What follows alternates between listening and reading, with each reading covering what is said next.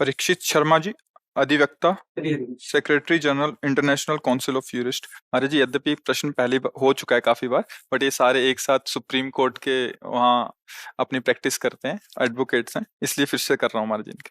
महाराज जी, श्री हरिवंश, आपके चरणों में कोटि कोटि प्रणाम। महाराज जी, हम वकालत के पेशे में हैं, अपराधी अपराध करके आता है, उसकी वकालत करना कितना उचित है? क्या ये मार्ग राधा रानी की प्राप्ति में बाधा नहीं बनेगा? नहीं, इसमें ध्यान देना है। हमें भगवान ने जो सेवा दी है, संपूर्ण सृष्टि श्री भगवान की, पहली बात ये स्वीकार है आपको? ये बात आप मानते हैं कि संपूर्ण सृष्टि का कोई ईश्वर है, कोई महान निर्णायक है, कोई है जो इस पूरी प्रकृति को अपने अधीन करके चलाता है, जिसे भगवान कहते हैं, जिसे ईश्वर कहते हैं? आपकी आस्तिकता में बात है, स्वीकार करते हैं? ठीक है। अब उसने आपको ये वकालत की सेवा दी है, हम सब उसके सेवक हैं, अलग अलग सेवा दी। जैसे मुझे सेवा ये दी तो आपको सेवा होती है, सेवा ही है। जैसे पीछे आपके बैठे हुए हैं हमारे राज कर्मचारी, इनको सेवा दी है। अधर्म करने वाले को दंड देना ये पूजा होगी, हाथ जोड़ना पूजा नहीं होगी। अगर वो चोरी कर रहा है, नीच आचरण कर रहा है, तो इनकी पूजा होगी कि भय युक्त करके उसे धर्म में चलाएं, अधर्म का त्याग करा दें, ये इनकी पूजा बन जाएगी। ऐसे ही आपको न्यायाधीश आपके वचनों के अनुसार ही न्याय करेगा, क्योंकि आपको पॉइंट और प्रमाण दोनों देने होंगे कि अपराधी है या ये निरपराधी है। दोनों पक्ष आपके हाथ में होते हैं। अगर आपको आपके अंदर की प्रेरणा, जो आत्म प्रेरणा कहते हैं, जो भगवत प्रेरणा कहते हैं, वो संबोधन करे कि ये तो अपराधी है, और आपको पॉइंट मिल रहे हैं कि अपराधी है, पर आपको निरपराधी साबित करके उसको बचाने के लिए पैसे दिए जाते हैं, अब आपको सावधान हो जाना है। अगर आप उस पैसे के लोभ में आकर उस निरपराधी को, जिसको आपका हृदय भी कह रहा है और आपका दिमाग भी कह रहा है कि, और वो पैसा आपको अच्छा दे रहा है क्योंकि वो बचना चाहता है, अब आप उस केस को अगर जिताते हैं तो अब आपका अपराध बनता है। वो धन अब आपकी बुद्धि और आपके परिवारजनों की बुद्धि को, स्वास्थ्य को और शांति को बिगाड़ेगा, पक्का। यदि आप श्री लाडली जी की कृपा से यहाँ हैं, इसका प्रश्न इस भाव से कर रहे हैं, तो शास्त्र सम्मत और हृदय सम्मत दोनों बातें है। अगर आपने पता चल गया है कि अधर्मी है ये, इसने गलत आचरण किया है, तो चाहे जो कुछ हो जाए हम इसको सजा दिला कर रहेंगे। अब पैसा मिले ना मिले, तुम निरपराध हो, हम तुम्हारा साथ देंगे, पैसा हो या ना हो, कि दोबारा कभी अधर्म आचरण ये ऐसे आप जान जो निरपराधों के साथ ना कर पाए। आपने ताकत लगा दी, उसको दंड मिला, फांसी मिल गई, आपकी पूजा बन गई। ये सूक्ष्म विषय है। अपराधी को दंड देना आपकी वाणी से होगा, आपके प्रमाण से होगा, क्योंकि न्यायाधीश केवल आपके प्रमाण को ही मानता है। आप जो पॉइंट रखेंगे, आप जो प्रमाण रखेंगे, आपको यही पढ़ाया गया है, और आपने अधर्म का पक्ष लेकर उसे धर्मयुक्त प्रमाणित कर दिया और विजय अधर्म की हुई, तो उसके कारण आप बने ना, तो फिर कारण को तो भुगतना पड़ेगा ना। इसलिए मेरी प्रार्थना है, भले नमक रोटी खाना, पैदल चलना, लेकिन धर्म से चलोगे तो एक दिन ऐसी विजय प्राप्त होगी जो इस लोक और परलोक दोनों में आपको सुख और शांति प्रदान करेगी। समय भले लगे। धर्म से चलने वाले को यह जरूर है कि बगल से आपका ही मित्र निकलेगा बढ़िया गाड़ी में, वो आप हो सकता है पैदल हो, उसके पास हर सुविधा हो सकता है, लेकिन वो सुविधा एक दिन उसके लिए ऐसे प्रपंच की रचना करेगी कि वो जीते जी जलेगा, और यह असुविधा आपकी एक दिन ऐसे सुख शांति मिलेगी कि आपका अपने परिवार में जाकर आपको उसके देख के संतोष होगा, हृदय शीतल रहेगा, और आपको भगवान का संरक्षण मिलेगा। अगर भगवान का संरक्षण है तो फिर कौन बिगाड़ सकता है? तो मुझे लगता है कि अगर आपको पता है कि यह अधर्मी है, फिर आपको साथ नहीं देना चाहिए। पर ये लग जाता है, आज की आधुनिकता को उन्नति मानने वाला हमारा दिमाग इस बात को बड़ी मुश्किल से स्वीकार कर पाएगा, बड़ी मुश्किल से। क्यों? क्योंकि जो अधर्माचरण करने वाले होते हैं उनके पास धन की बाहुल्यता होती है, पढ़ाई की है, पैसा लगाया है, पैसा मिल रहा है, हमें क्या है, बस यही सावधान रहना है। आप कृपा पात्र जन हैं, नहीं तो आपको संतों से या शास्त्रों से, उससे ज्यादा संबंध नहीं। आपको वकालत से और धन से संबंध, आज की जो आधुनिक बुद्धि है। पर आप कृपा पात्र भगवान के हैं। आप यहाँ वृंदावन आए हैं और अपने विषय को निर्विकार करने के लिए आप प्रश्न कर रहे हैं कि निर्दोष वृत्ति से हमारा जीवन कटे, तो आप हमारी प्रार्थना मान लेना। वो पैसा आपका लोक परलोक सब खराब कर देगा। बिल्कुल, आप जिस मार्ग में चल रहे हो, इसमें अगर आप सावधान रहोगे तो ये बहुत बड़ी उपासना बन जाएगी और इसी में आपको भगवत प्राप्ति भी हो जाएगी। आप अपने कर्तव्य का पालन करते हुए नाम जप कीजिए। भगवान का सपोर्ट बहुत बड़ा सपोर्ट होता है, हम लोग जान नहीं पाते। हम लोग धन का सपोर्ट बहुत बड़ा सपोर्ट समझते हैं, लेकिन निश्चित समझिए, करुणा निधान भगवान और सत्य और धर्म, इसका सब कितने दिन का जीवन है? आप बताओ कितने दिन का जीवन है? अपने को अगले सेकंड का निर्णय करने के लिए दिमाग कहा नहीं करता कि हम अगले सेकंड जिएंगे कि नहीं जिएंगे, और हम अधर्म कर ले, पापाचरण कर ले। हो सकता है कोई ऐसा आदमी हो जो एकदम निर्दोष है और आपके वचन से उसको दंड मिल रहा है। अब आपकी हालत क्या करेगा? जो बड़ा न्यायाधीश है वो देख रहा है कि आप जानते हुए भी धन के लोभ से ऐसा ऐसा, तो मुझे लगता है कि भले आपको धन कम मिले, भले आपकी कुर्सी कमजोर हो, लेकिन आप सत्य से चलोगे तो हमारे भगवान की गोद में बैठने लायक बन जाओगे। और वो जिसको स्वीकार कर लिए वही त्रिभुवन में विजय को प्राप्त होता है। बस, वो महालक्ष्मी पति है, वो करुणा कर दे तो मारा ऐश्वर्य घूमेगा। अधर्म आचरण से आज तक कभी किसी को सुख प्राप्त नहीं हुआ। इसलिए धर्म से चलिएगा और बड़ी कृपा है आपके ऊपर कि आप सब नवीन अवस्था को और ऐसी ऐसी बुद्धि, जो तार्किक बुद्धि, वकील का मतलब क्या होता है? जो बात को कई तरह से प्रस्तुत कर सके, बहुत फॉरवर्ड, तेज बुद्धि, सामने वाले की बात पकड़कर उसकी बात में अपनी बात रख देना, वजन करके रख देना।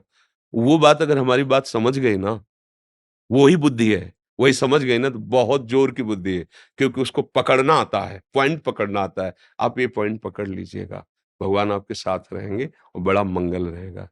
कोई भी ऐसे नशा, ऐसी गंदी बातें अपने जीवन में नहीं रखनी चाहिए जो हम प्रभु के सामने जाने में सकुचाएं। समझ गए आप? मैं कुछ कहना चाह रहा था। हाँ, बोल। बस पिछले कई महीनों से आपसे मिलने की इच्छा थी और बस प्रभु से, राधा रानी से उनका नाम जप करते करते वो कहता था कि आपसे मुलाकात हो जाए और ये प्रश्न कैसे भी करके ये प्रश्न आपके समक्ष में रख सकूं। मैं हर पल 24 घंटे में सोचता हूं कि 23 घंटे 20 घंटे जब तक भी मेरा मतलब मैं सोता नहीं हूं तो राधा राधा राधा जपता रहता हूं। लेकिन ना चाहते हुए भी बहुत सारे केसेस सामने आते हैं महाराज जी, जिनको हमें करना पड़ता है। तो अब ऐसी स्थिति परिस्थिति में या तो हमें घर परिवार त्याग के वानप्रस्थ की ओर नहीं, ऐसा कैसे परित्याग करना पड़ेगा, ऐसा कैसे कर या नहीं, फिर काम दूसरा चेंज करना नहीं, पड़ेगा। नहीं, काम भी दूसरा नहीं करना। ऐसा कैसे परिस्थिति आती है कि मुझे करना ही पड़ेगा धर्म? आप हमको अब प्रमाणित करके प्रमाणित बता। ये है जैसे किसी ने किसी गाड़ी से किसी का एक्सीडेंट कर दिया जी, और वो उसकी मौके पे मौत हो गई है। जी। अब उसकी मौके पे मौत हो गई है तो उसका केस वो हमारे पास लेके आया है। अब उसका केस नहीं लड़ेंगे तो भी हमने अधर्म कर दिया है। कोई तो नहीं, नहीं, नहीं, ऐसा नहीं है कि आप अधर्म कर दिया है। जी नहीं, नहीं, अगर आप जानते हैं कि इसकी असावधानी के कारण, उसके भी 2 पॉइंट हैं। अगर वो जानबूझ करके, उन्मत्त होकर के ठोक रहा है, तो वो विशेष अपराधी है। और अनजाने में अचानक हो जाता है ऐसा, तो उसको, वो तो गया ही, अब आप उसको बचा लीजिए। उसको आप अच्छी तरह समझिए। अब ऐसा नहीं कि आप जैसे बोले ना कि या तो ये अवहेलना हो जाएगी, अपनी बुद्धि की अवहेलना हो जाएगी। नहीं, अब हमने देखा वो तो गया। अब ये जो व्यक्ति आया जिसका हमें केस मिला है, ये वास्तविक असावधान, कभी नींद से हो जाता है कोई, कभी ऐसा होता है अचानक चूक हो गई, ऐसा हो जाता है, तो हमें बचा लेना चाहिए। और जब ये कि को उसका उद्देश्य ही था ठोकना, तो तुमने उधर ठोका, अब हमारी समझ में आ गया तो हम तुमको इसकी सजा दिलाएंगे। बात समझ रहे ना? आपकी बुद्धि बहुत फॉरवर्ड है, आप उसको प्रयोग कीजिए। ऐसा नहीं कि कोई आपको फंसा सकता है। अगर हमें समझ में, वो तो गया और आपसे चूक हो गई, वो कहता मेरे से। वकील एक तरह से अपना हृदय हो जाता है उस समय जब हम केस सामने रखते हैं, कि हमको अपनी साफ साफ बात पूरी कह देनी चाहिए। तो जो लोग छल कपटी और ड्रामेबाज होते हैं ना, वो नेत्र से समझ में आ जाते हैं। तो उनका विशेष पैसे पर होगा जोर, ध्यान देना। वो आपको विशेष पैसे पर प्रभावित करेंगे। और जिस आदमी से चूक हो गई, उसके वचन में, उसकी चेष्टा में दैन्यता होगी, बचा लीजिए, मैं नहीं चाहता था, अचानक ऐसी घटना हो गई, अब वो तो गया, अब इसको बचा लीजिए, आगे से गलती ना करे और सावधानी से बचा लीजिए और उसका पक्ष लीजिए, तो अधर्म कैसे हो जाएगा। और जब हम जान रहे हैं कि पहले ही हमको कह रहे हैं जितना पैसा लगेगा हम लगाएंगे, तो ऐसा क्यों बोल रहा है? इसका मतलब है इसमें कुछ गलती है। अब अगर गलती है तो हम केस नहीं लेंगे। बात है इसमें समझना है। ऐसा नहीं कि विश्व में ऐसे केस आते ही नहीं है कि अगर हम धर्म से चलेंगे तो केस ही नहीं मिलेंगे। ऐसा नहीं है, ऐसा नहीं, मतलब अगर ऐसी बात आप अपने मन में रखेंगे तो फिर निराशा जागृत हो जाएगी। हम निराश नहीं होने देंगे। हम निराश नहीं होंगे अपने ना मन को ना बुद्धि को। ऐसा नहीं है कि धर्म का क्षेत्र है ही नहीं। कभी-कभी ऐसी घटना हो जाती है कि जिस जो अपराधी है वास्तविक अपराध किया है, लेकिन वो ना कभी आगे अपराध करना चाहता, ना पीछे कभी अपराध किया है। ऐसी भी है। संयोगवशात ऐसा अपराध हो गया है और आपकी समझ में बात आ गई है, आप उसको बचा लीजिए। वो आगे से अपराध नहीं करेगा। ऐसे भी है, हो गया, पक्का हो गया है, पर हमारी इच्छा नहीं थी, ना पीछे कभी किया है। अगर इस बार बचा लीजिए तो आगे भी कभी नहीं करेंगे, तो बचा लेना चाहिए। क्योंकि उससे गलती पहली बार हुई और जिनका व्यापार है गलती करना, वो हाँ, वो तो अपने आप आपको पता चले, उनकी पहली शर्त होगी पैसा। ध्यान देना, जो विशेष अपराधी होते हैं, जिनका केवल व्यसन ही होता है यही, तो उनकी बात होगी पहले आपके सामने ये शर्त रखी जाएगी, आप जितना चाहें। बस वहाँ समझ लीजिए कि अब यहाँ ये आता जानकारी है महाराज जी, हाँ, लेकिन उसको हम ठुकरा ही देते हैं, हाँ, बस उसको हम ठुकरा ही देते हैं। जी। महाराज जी, जैसे मैं नाम जप करता हूँ तो उसके बाद मैं विचलित रहता हूँ, बहुत ज़्यादा विचलित रहता हूँ मैं, 2-2 3-3 घंटे तक, 4-4 घंटे तक। मेरा जो कंट्रोल नहीं रहता दिमाग बिल्कुल भी। देखो इसको बात समझना होगा, नाम एक तेजाब है। वो जब मन में जाता है तो उसकी वासनाओं को भस्म करता है। मन की जो ताकत है हमें परास्त करने की, वो है वासना। वो वासना के द्वारा हमको अधीन किए हुए है और जब नाम जाएगा तो वासना को भस्म करता है। तो एक जलन पैदा होती है, जितनी गंदगी होती है वो सामने आती है। भजन ना करने पर तुम्हें उतनी गंदगी नहीं लगेगी और जहां भजन आपने शुरू किया तो आपके गंदे विचार, गंदे आचरण जितना जमा वो सब सामने आना शुरू हुआ। वो आपको परास्त करने की चेष्टा कर रहा है, आपको हटना नहीं है। यही नाम उसको भस्म कर, आपको विचलित नहीं होना, थोड़ा समझना है। जैसे 1 लाख मैसेज किसी ने हमको किए हैं उसी नंबर से और हम डिलीट शुरू करें एक एक, तो हमें 1 लाख बार वही व्यक्ति का मैसेज दिखाई देगा। अब हम लगेंगे कि क्या हम इतने आधा घंटा से डिलीट करें, अभी तक डिलीट ही नहीं हुआ क्या?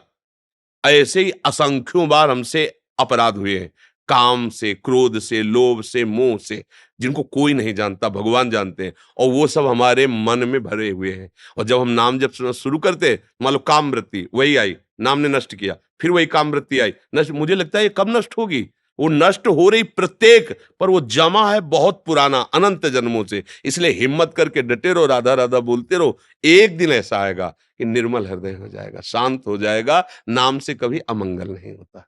जी। देखो भाई, लाला कुछ कहना चाहता है, क्या कहना चाहते बेटा? आपने जैसे बोला कि जब कोई पैसा देता है तो नहीं करना चाहिए, जैसे कि वो ब्लैकमेल भी करता है कि आपको मार देंगे, तो फिर क्या करना चाहिए? भगवान उसके रक्षक होते हैं बच्चा, भगवान उसकी रक्षा करते हैं। हम आपके इस प्रश्न का बहुत आदर करते हैं और भगवान की बड़ी कृपा है कि आपने बड़ी सूक्ष्मता से बात पकड़ी। उसकी रक्षा भगवान करो सदा तिनके रखवारी, जिम बालक राखे महतारी। और जब भगवान रक्षा करते तो कोई पैदा नहीं हुआ त्रिभुवन में कि मार सके।